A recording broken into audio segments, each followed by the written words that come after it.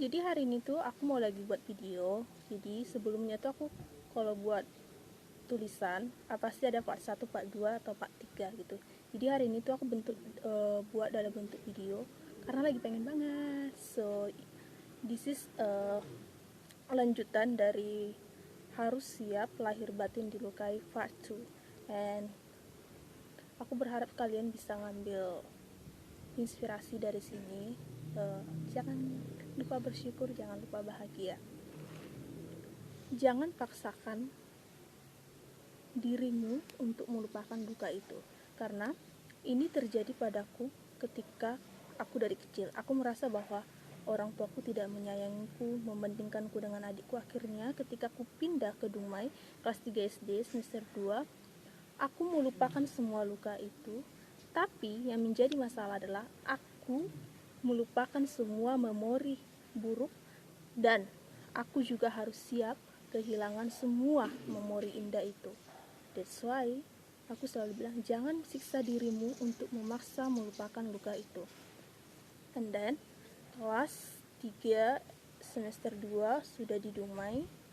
Kemudian aku menjadi pribadi yang berbeda, tumbuh bersama kerabat. Walaupun sebenarnya aku kalau dilihat aku dari kecil sampai sekarang itu nggak pernah tinggal sama orang tuaku. Jadi terus hanya sekali-sekali aja kembali ke tempat orang tua. And then pada akhirnya ketika aku di Dumai, aku mengalami banyak sekali jutaan luka tanpa aku sadari. Tapi aku selalu merasa bahwa hidupku selalu ketakutan, selalu terbangun di tengah malam, mempunyai mental yang hancur, selalu ketakutan bertemu dengan orang banyak. Terus kelas SMP, dan ini ketika SMP kita lagi ada sosialisasi tentang narkoba di sekolah, dan itu ada salah satu bapak polisi yang dia berkata seperti ini sama aku, kamu itu banyak pikiran gitu, kamu itu mentalnya hancur, kamu harus dibawa ke psikologis, kalau tidak masa depanmu bakalan gelap. Pada saat kalimat itu dilontarkan, yang ada dalam pikiranku adalah, apaan di sini orang gitu, kenapa sih ngejudge aku segitu banget. Tapi ketika orang sudah mengetahui apa itu kesehatan mental, seberapa berpengaruhnya kesehatan mental untuk masa depan, pasti orang akan tahu jawabannya gitu. Terus kelas 1 SMA semester 2 sudah pindah ke Duri, melihat dunia lebih jelas.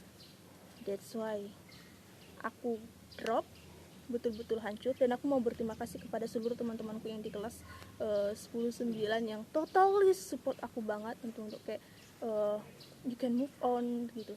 Terus kayak apa ya, kamu you can success, kamu bisa bangkit dengan semua cerita itu, kamu bisa melihat dunia yang lebih jelas. Walaupun sebenarnya aku juga sudah menginspirasi banyak orang di sekitarku tentang kehidupanku sudah dari kecil, tapi aku ingin I want to totally speak up ini karena aku ingin menginspirasi lebih banyak orang. That's why aku juga akan menerbitkan buku. Maybe itu akan terjadi di tahun depan atau 1 atau 2 tahun ke depan. Aku juga meminta dukungan dan doanya agar bukunya bisa terbit, diminati banyak orang gitu, sesuai dengan impian aku dari kecil. Nah, ketika SMA, totally aku harus membangun namaku sendiri, tidak ada lagi embel-embel yang ada di belakangku, dan itu bukanlah perkara mudah karena untuk totally stand up alone itu bukan hal yang mudah gitu. Terus aku paksa kepalaku ini untuk melupakan semua luka yang ada di Dumai. Totally di kelas 2 semester 2 aku memang melupakan luka itu, tapi yang namanya hati dan pikiran itu tidak bisa dibohongi. Terbangun di tengah malam menangis tanpa sebab, itu berarti luka itu masih menghantui aku. Terus, dan itu memaksa kepala untuk melupakan luka itu sakitnya banget. Aku selalu mengerang kesakitan. Aku tiba-tiba bisa lemas kalau tiba-tiba keingat lagi luka itu. Jadi totally yang aku bagikan di harus siap lahir batin dilukai itu, di part 1 aku bilang bahwa aku mengalami nyeri di bagian kepala selama hampir 7 tahun lebih. Itu iya, itu totally kenyataannya iya. Itu totally kenyataannya iya, dan tidak ada cerita bohong di situ gitu.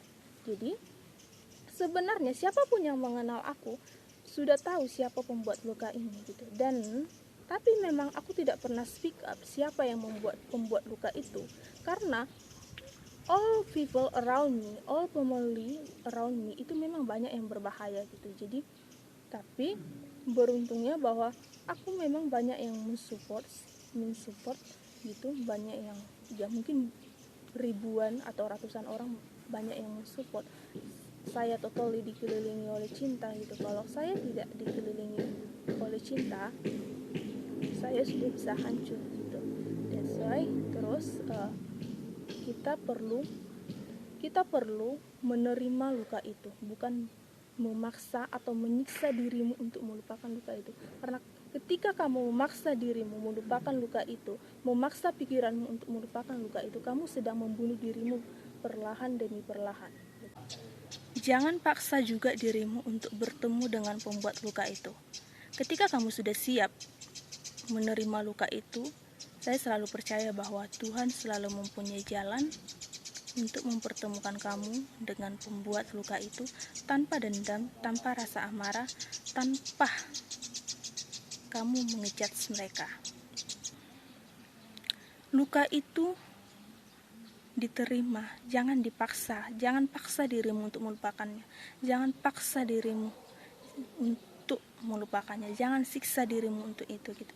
Kalau kamu belum siap menerima, ayo terus belajar untuk menerima itu. Karena menurut aku, kalau kamu mau belajar untuk menerima luka itu, pasti bisa kamu menerima luka itu, dan kamu pasti bisa berdamai dengan masa lalu gitu. To all people around me, to all people in the world gitu, aku mengirimkan sejuta doa dan pelukan agar kita bisa sama-sama bangkit dan pulih gitu. Ingat, dunia ini indah. Ingat, kita hanyalah debu di alam semesta. Di atas langit masih ada langit. Ayo bangkit bersama.